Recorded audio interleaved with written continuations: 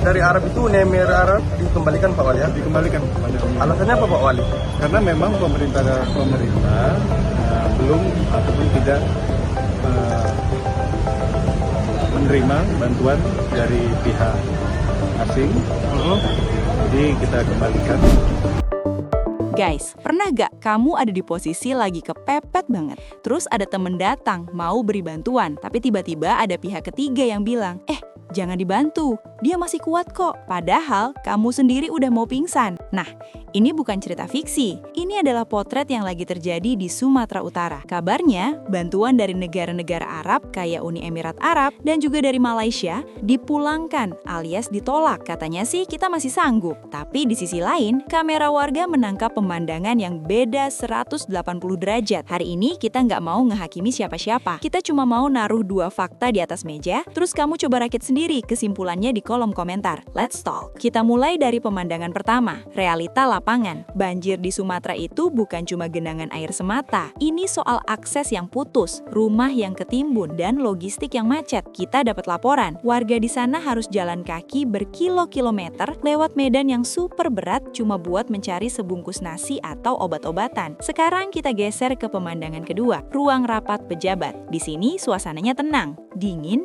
dan penuh berkas. Muncul pernyataan kalau bantuan internasional, khususnya dari Uni Emirat Arab dan juga Malaysia, belum dibutuhkan karena stok internal pemerintah daerah dianggap masih mampu mengakomodasi kebutuhan para korban banjir. Coba kita berhenti sebentar di sini. Kalau mampu, kenapa ada warga yang masih jalan kaki berkilo-kilometer demi mendapatkan bantuan? Apakah masalahnya di stok barang atau masalahnya di bantuannya itu sampai ke warga korban banjir? Biasanya, dalam dunia diplomasi, menolak bantuan itu punya banyak alasan. Ada soal kedaulatan, ada soal aturan administrasi yang rumit, atau emang mau nunjukin kalau kita negara besar yang mandiri. Tapi pertanyaannya, kapan sih mandiri itu jadi gengsi? Bantuan dari UEA itu biasanya nggak main-main. Mereka sering kirim teknologi air bersih atau tenda darurat yang high-tech. Malaysia juga begitu. Mereka punya kedekatan emosional sama kita. Pas mereka dapat jawaban, nggak usah, mungkin secara diplomasi mereka bakal bilang, oke, nggak apa-apa. Tapi secara kemanusiaan,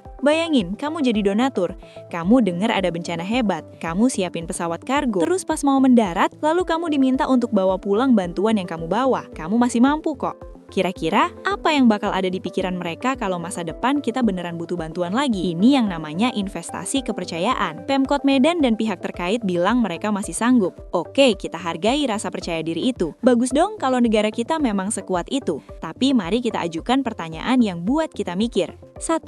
Kalau emang sanggup, kenapa proses evakuasi dan distribusi di daerah-daerah terpencil masih lambat? 2. Apakah bantuan internasional itu dianggap sebagai beban atau ancaman? 3. Di mana batas antara mengatur prosedur dan menghalangi keselamatan? Ada fakta menarik guys, kadang bantuan asing itu ditolak karena masalah pajak masuk atau prosedur birokrasi yang bikin pusing kepala. Jadi daripada ribet ngurus surat-suratnya, lebih gampang bilang nggak usah. Kalau emang ini beneran alasannya, berarti kertas-kertas administrasi itu nilainya lebih mahal daripada nyawa orang yang kedinginan di pengungsian? Menarik. Banyak negara maju sekelas Amerika atau Jepang sekalipun, kalau kena bencana besar, mereka tetap buka pintu buat bantuan internasional. Bukan karena mereka nggak punya duit, tapi karena mereka tahu bencana itu soal waktu. Makin cepat bantuan datang, makin banyak nyawa yang selamat. Mereka nggak peduli bantuan itu datang dari mana. Yang penting rakyatnya selamat dulu. Masalah gengsi mah urusan belakangan. Sekarang coba bandingkan sama kondisi kita. Kita nolak bantuan, sementara di saat yang sama, tim relawan lokal kita sendiri sering teriak kalau mereka kekurangan personil dan alat. Ini kayak kamu nolak dipinjemin payung pas lagi hujan badai. Cuma karena kamu pengen nunjukin kalau baju kamu setengah kedap air. Jadi pada akhirnya, ini bukan cuma soal bantuan yang ditolak.